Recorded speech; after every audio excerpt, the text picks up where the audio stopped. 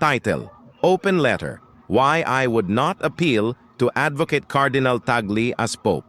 Mahal kong Cardinal Luis Antonio Tagle, isang mapagpakumbabang pagbati. Ako po ay isang ordinaryong Pilipino. Wala akong posisyon, kapangyarihan o titulo. Pero may tinig ako. At ngayon, nais kong gamitin ito. Hindi para manira, kundi para magtanong, manawagan at magsalita ng totoo. Kung ako po ay tatanungin, hindi ko maipaglalaban na kayo ay maging Pope. Bakit? Dahil sa kabila ng inyong taas ng katungkulan sa simbahan, sa dami ng misa, sermon at panalangin, tila hindi ninyo nasisindihan ang puso ng sambayanan, lalo na ng mga makapangyarihan. Ang inyong sariling mga parishioner, mga Pilipino, ay unti-unting ginagawang tao-tauhan si Kristo. Inuuna ang pansariling interes kaysa sa Diyos. Ninanakaw ang kaban ng bayan, pinalalawak ang kanilang kapangyarihan, ginagatasan ang gobyerno na tila ba walang Diyos na nakakakita. Nasaan po kayo sa gitna ng lahat ng ito? Habang tuloy-tuloy ang mga salot sa ating bayan, nananatili kayong tahimik. Walang konkretong paninindigan, walang matapang na panawagan. Ang mga salot na ito ay hindi na lihim.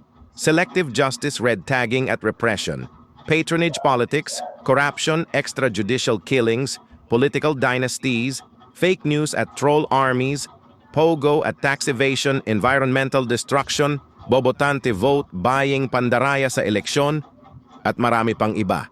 Ginagamit ng mga makapangyarihan ang relihiyon bilang maskara habang inaabuso ang kapangyarihang galing sa taumbayan, kaya naman ang milyon-milyon bobotante ang naging salot ng bayan. Cardinal Tagle, hindi ko po ito sinasabi ng may galit. Sinasabi ko ito ng may lungkot, nakakahiya. Isang bansang 80% Katoliko pero puno ng kasamaan. Tayo pa man ding Kristiyano, tayo pa ang tila walang takot sa Diyos, walang Zacchaeus sa ating gobyerno, wala ni isa ang nagbabalik ng ninakaw, wala ang nagpapakumbaba, walang tunay na conversion. Hindi ko po kayo nakikitang inspirasyon para sa mga makasalanan na magbalik loob sa Diyos. Hindi ko po kayo nakikitang humaharap sa kasamaan. Hindi ko po kayo nakikitang ipinaglalaban ang mahihirap ninyong parishioner. Kung kayo ay magiging Pope, paano po ang buong simbahan? Kung sa Pilipinas pa lang ay wala na pong pag-asa? Sana po, gamitin ninyo ang inyong impluensya upang itulak ang mga tunay na reforma. I-lobby po ninyo ang Anti-Political Dynasty Bill. Ipanawagan ang pag-abolish ng abusadong party list system. Tumindig laban sa lahat ng anyo ng korupsyon, pang-aabuso at panlilinlang.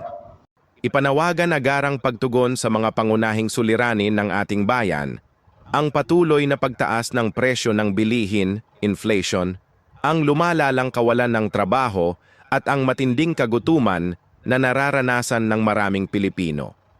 Sa panahon ng krisis, higit kailanman kailangan namin ang boses ng simbahan upang manindigan para sa katarungan, kabuhayan at dignidad ng bawat mamamayan. Kung kayo man po ay di magiging Pope, sana naman ay maging tunay kayong leader, hindi lang sa loob ng simbahan, kundi sa labas nito. Ito po ay bukas na liham, hindi bilang hatol, kundi bilang panawagan. Ang hiling ko lang po, maging totoo tayong Kristiyano, sa gawa, hindi lang sa salita. Kung may Zacchaeus na magbabalik loob ngayon, sana po ay dahil may leader tayong nagturo kung paano. Lubos na gumagalang, isang anak ng bayan, Saving Pinas,